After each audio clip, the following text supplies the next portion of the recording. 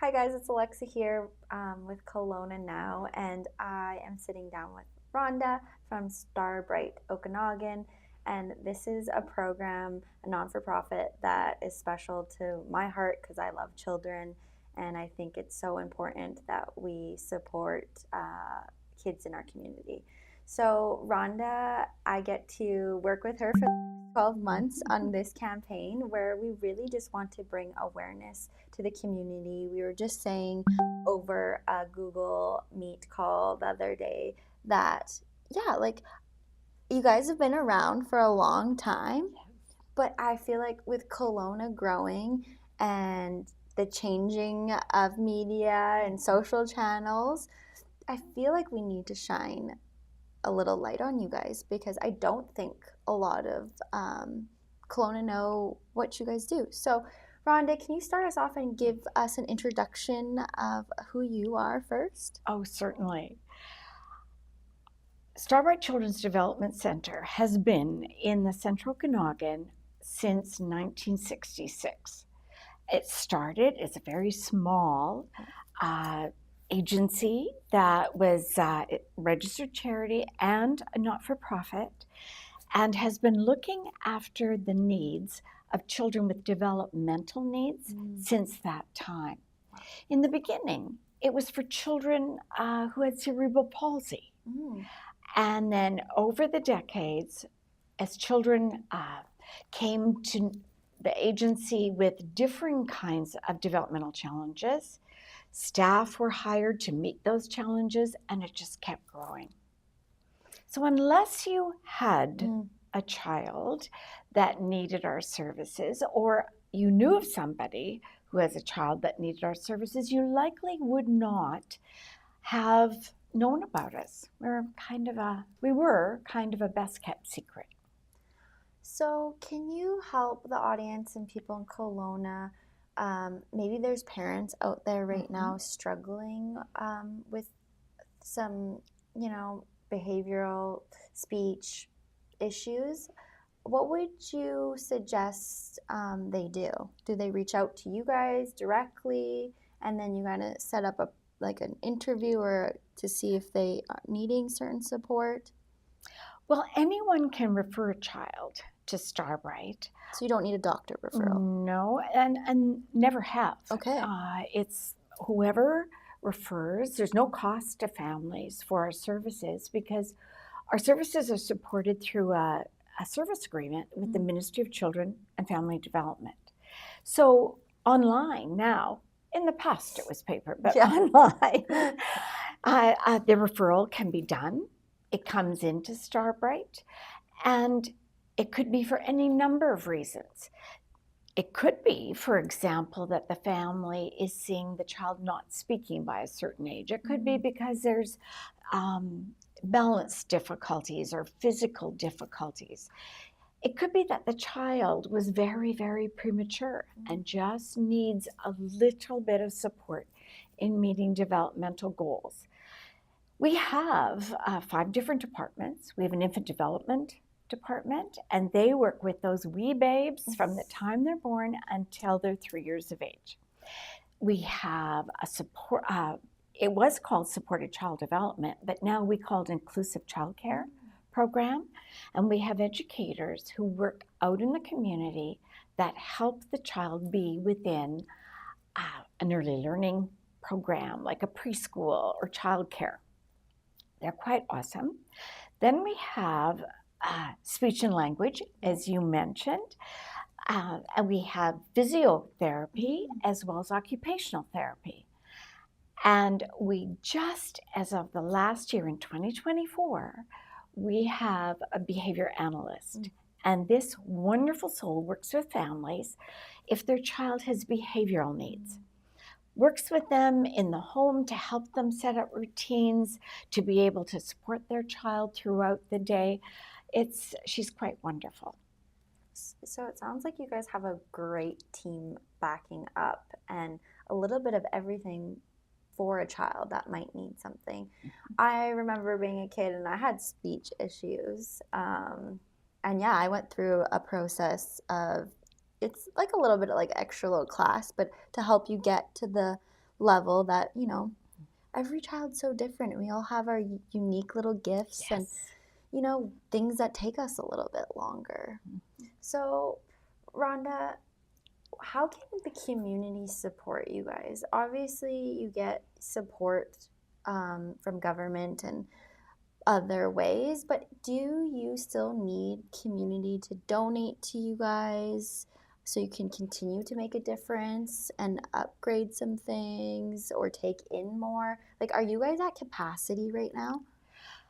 Or wait lists or like, Yes, well, we're definitely at capacity. We do have wait lists, but it depends on which department. right. We work in a multidisciplinary fashion so that when a child is referred, there will be one department that will see that child because depending on what the most emergent need is. Right. And then that team is around the child so that as the goals change, as the needs change, as the child develops and grows, there's more of an opportunity for greater involvement. And the magic of Starbright, I believe, is all these services are under one roof. Yes. Because our therapists and our consultants in infant development, they go out to families' homes, and our behavior analysts.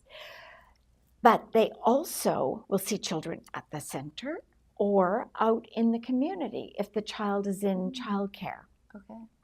It's very, very helpful for a speech and language pathologist to observe a child In with an the child. environment. And in their natural environment with peers, and that helps them determine the type of programming that may assist the child. We have one other person. We have a visual language facilitator who works out with children with hearing loss. Okay. We have a number of these wee babes and little ones who have hearing loss, and she teaches out in childcare. She'll teach the other children sign so they can communicate with that little one. So she is incredible, and we're very, very fortunate to have her.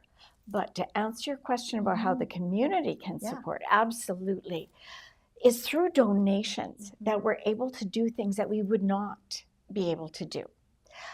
We're able to buy equipment, and the community has invested in Starbright since 1966, buying equipment, very specialized equipment. Yeah. Any equipment that is like for physiotherapy or occupational therapy or speech therapy is expensive. So expensive. And the way that we're able to do it is through those wonderful contributions of the community. It's exciting when donors come and they say, I donated to Starbright, and I'd really like to see a little bit more of the facility. I love giving tours to people because we have wonderful specialized gyms and programming areas, so it's fun. So would more donations also allow you to take and help more children throughout the year if that was, and you could hire more team members, or? It's difficult to hire using donations unless it is a full year amount for the person. That's so difficult. We have had the fortunate experience of a very large donation that has supported our behavior analyst. And that is, there really aren't words to express the amount of gratitude we have to the foundation that provided that. Amazing. So you've been doing this a while, and this can be really hard work, and you're fighting lots of barriers, stressful at times. What keeps you so passionate and bright in your role? Well, I think it's because I get to see those little people come in to Starbright. I get to see a wee one run towards the therapist and excited to see them. I get to walk by the rooms and hear all the excitement going on in the therapy rooms. It's marvelous. It's families who come back. We've had so many families come back with their adult children. just wanting the child, who's now an adult, Yeah. to walk through and see the differences in the actual building itself, because there are COVID and it was a major renovation effort Right. to make sure that we had spaces that were discrete from each other. Right. But my goodness, we've had some of the children that are now youth are in their late 20s that come back. Yeah. It's fun. So you obviously get attached and you get to see Yes. them develop and just become these beautiful people and give Yes. back also. Is there, I've never asked you this, but why is it Starbright? Do you know why you guys named it Starbright? Well, the agency has gone Yeah. through a number of names. Okay. It has, when I was hired 12 years ago, it was the Central Okanagan Child Development Center. The board at that time, a lot of comments from families were, are you a government agency? Are you a medical center? They weren't sure. So the board thought, Not very kid-friendly. Yes. The board thought we need a future-looking name that families will identify with. So they engaged in a branding process, and the name they chose, just as I was being hired, was Starbright. Amazing. I love it. Do we have anything else you want to speak on that I might have missed asking you today? We're going to be bringing in some guests throughout the year and some parents to talk about their experience and their stories. But I think overall you guys are just making, I mean, I don't have children yet, but you know, I'm an aunt, you see people with kids, and it takes a village. Very true. And it starts with those young, like those first couple of years are so important. Yes.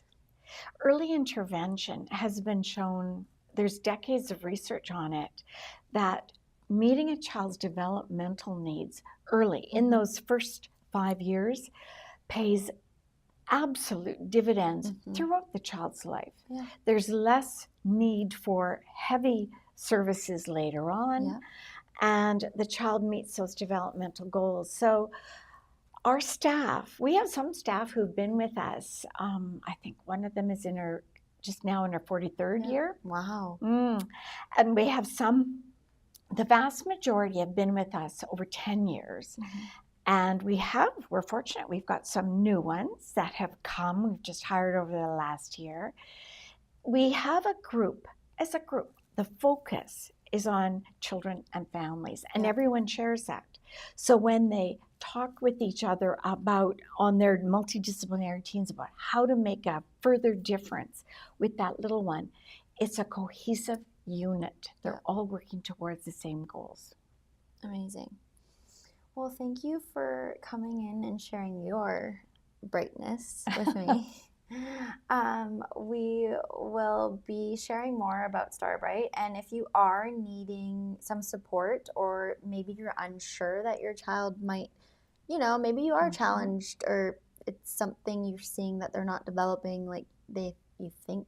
So why not just reach out to the team, go for a tour, and you might be a fit. And it would be great also if we as a community can shine some light and help donate so that they can put funds into more technology, because we were just talking about it offline that AI is coming, and there's going to be new tools and just more technology that you probably can use to help diagnose or support these children. Absolutely. A very concrete example of that is the incredible ability to use an iPad with a little one who's nonverbal, cannot communicate. And with an iPad, there's an app called TouchChat. Okay. And with that magical combination, that child and their family and the peers can communicate. And that's not an inexpensive technology. So to be able to have the support of the community and meeting the needs of little people like that, it's amazing. I can't even imagine. Imagine you not being able to speak and communicate. And you're just building also confidence in these little, what did you call them? Little beans? Well, we often will refer to them as the wee ones, The wee or ones. yes, or little souls. They're so cute. Well, thank you for watching Kelowna Now. And Rhonda, thank you so much for everything you do in our community. Thank you.